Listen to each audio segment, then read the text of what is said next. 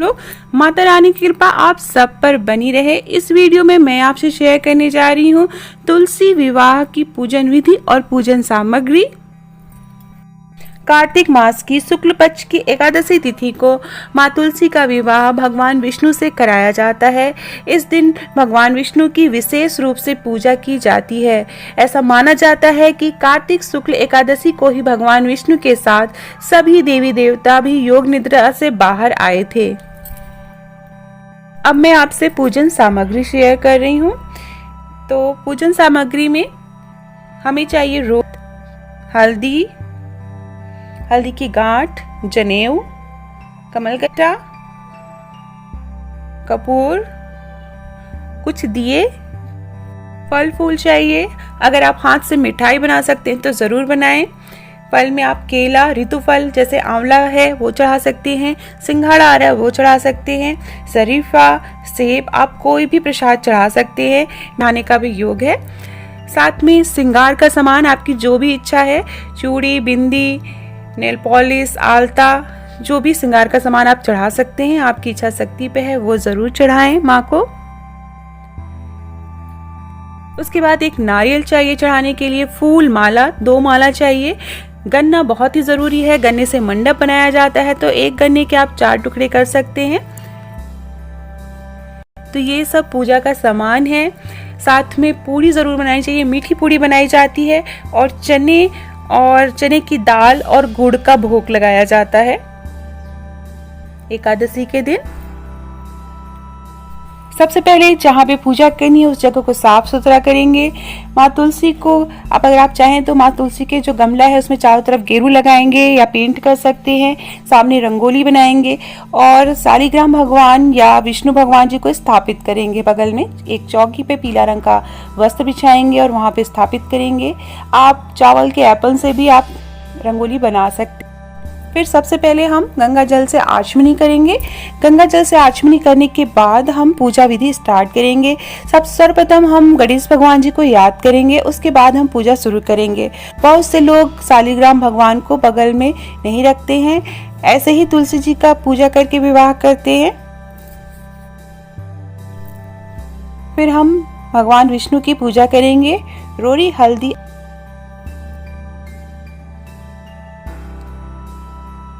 इस तरह से। तो भगवान विष्णु की पूजा करने के बाद ही तुलसी माँ की पूजा करनी है। माला चढ़ाएंगे। पीले रंग की माला गेंदे की अगर मिले तो बहुत ही अच्छा है। भगवान विष्णु को पीले रंग का फूल बहुत पसंद है।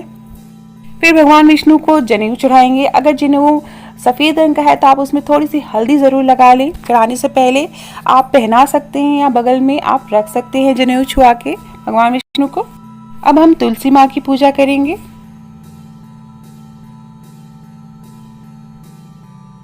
कुमकुम लगाएंगे, माँ को सिंदूर भी चढ़ाएंगे।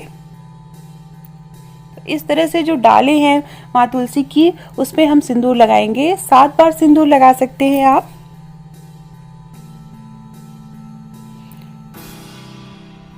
फिर उसके बाद माँ को हम चुनरी पहनाएंगे।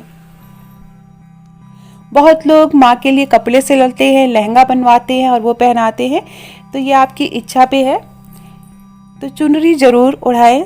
चुनरी उड़ाएंगे, लाल रंग की ही चुनरी होनी चाहिए।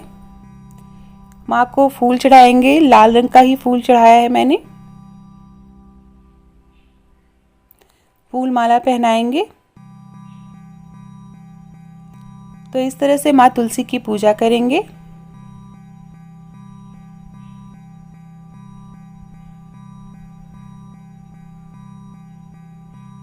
और सच्चे मन से पूजा करनी है।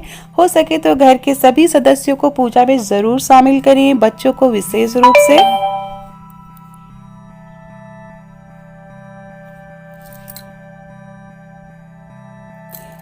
तुलसी का पत्ता चढ़ाएं। तुलसी का पत्ता भगवान विष्णु को चढ़ाएंगे। फिर इस तरह से हम गन्ने का मंडप बनाते हैं। तो 4 गन्ने के टुकड़े लेने हैं और इस तरह से चारों दिशाओं में हम गन्ने के टुकड़ों को रखेंगे। ये देखिए इस तरह से। और गन्ना विशेष रूप से चढ़ाया जाता है क्योंकि गन्ने का सीजन स्टार्ट होता है। नारियल चढ़ाएंगे,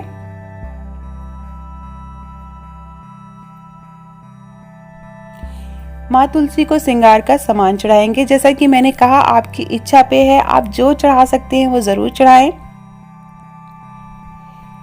पूजा का शुभ मुहूर्त मैं डिस्क्रिप्शन बॉक्स में डाल दूंगी, आप वहां से देख सकते हैं कि पूजा कब करनी है एकादशी के दिन। कुछ लोग द्वादशी के दिन भी पूजा करते हैं, तो कुछ लोग एकादशी के दिन करते हैं, कुछ लोग द्वादशी के दिन करते हैं। तो मैं दोनों पूजा का मुहूर्त डिस्क्रिप्शन बॉक्स में डाल दूंगी, आप वहां से ले सकते हैं।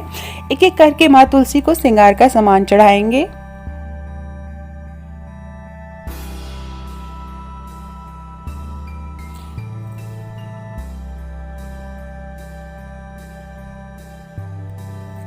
माँ तुलसी को चूड़ी पहनाएंगे और उसी तरह बिंदी के पत्ते में से बिंदी निकाल के माँ तुलसी को लगाएंगे। आप किसी भी पत्ती में लगा सकते हैं इस तरह से।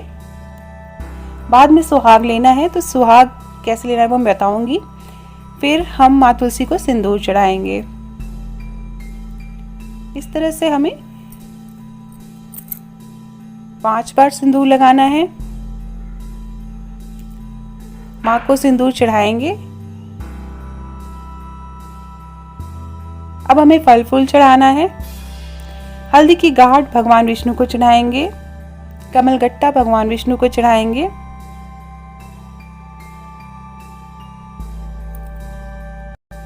जो भी भोग और प्रसाद आपने बनाया है माँ के लिए और भगवान विष्णु के लिए, वो एक एक करके चढ़ाएंगे। ये बेसन के लड्डू हैं। तो इस तरह से माँ तुलसी और भगवान विष्णु को हम प्रसाद भोग लगाएंगे। सिंगारा चढ़ाएंगे और एक एक करके सारे फल हम भगवान विष्णु और माँ तुलसी को चढ़ाएंगे, भोग लगाएंगे।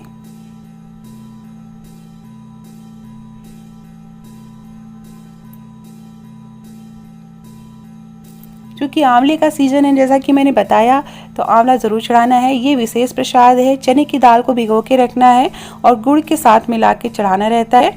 इसको पूड़ी पे रख के चढ़ाना है, वो मैं बताऊंगी अभी कैसे चढ़ाना है। शरीफा चढ़ाएंगे।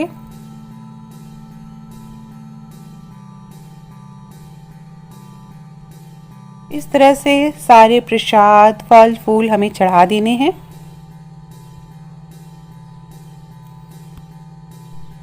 उसके बाद हमें घी का दीपक जला के रखना है। 2 दीपक विशेष रूप से बनाने हैं। एक भगवान विष्णु के सामने जला के रखना है, एक माँ तुलसी के सामने जला के रखना है। साथ में आप चाहें तो और भी दिए जला सकते हैं, रंगोली पे सजा सकते हैं। उसके बाद भगवान विष्णु और माँ तुलसी की आरती करेंगे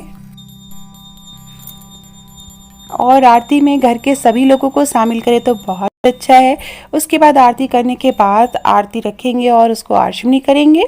इस तरह से सभी प्रसाद और फल फूल जो चढ़ाए हैं उनका भोग लगाएंगे और फिर आरती घर के सभी सदस्यों को देंगे।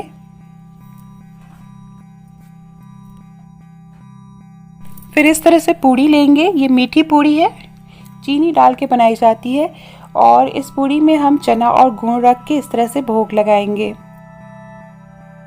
आप चाहे तो आरती से पहले भी ये काम कर सकते हैं भोग लगाते समय। इस तरह से माँ तुलसी का विवाह किया जाता है। बहुत जगह जो है गांठ भी जोड़ी जाती है, तो आप वो भी कर सकते हैं। बाद हम क्षमा प्रार्थना करेंगे कि भगवान विष्णु माँ तुलसी अगर हमसे कोई भूल हुई हो तो हमें माफ़ करें। और बहुत जगह बहुत धूमधाम से गांठ जोड़कर माँ तुलसी और भगवान विष्णु का विवाह किया जाता है। ऐसा माना जाता है कि तुलसी माँ का विवाह कराने से दाम्पत्य जीवन में जो समस्याएं होती हैं वो दूर हो जाती हैं। जिनकी शादी नहीं होती है, रुकावट आ रही होती है, वो दूर हो जाती है। तो सभी प्रकार से सुख समृद्धि और शांति घर में बनी रहती है। इसलिए हर घर में तुलसी विवाह करना बहुत ज़रूरी होता है।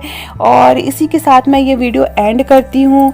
आशा करती हूँ आपको मेरा वीडियो पसंद आया होगा। अगर मेरा वीडियो पसंद आया हो तो मेरे चैनल को ज़रूर सब्सक्राइब करिएगा।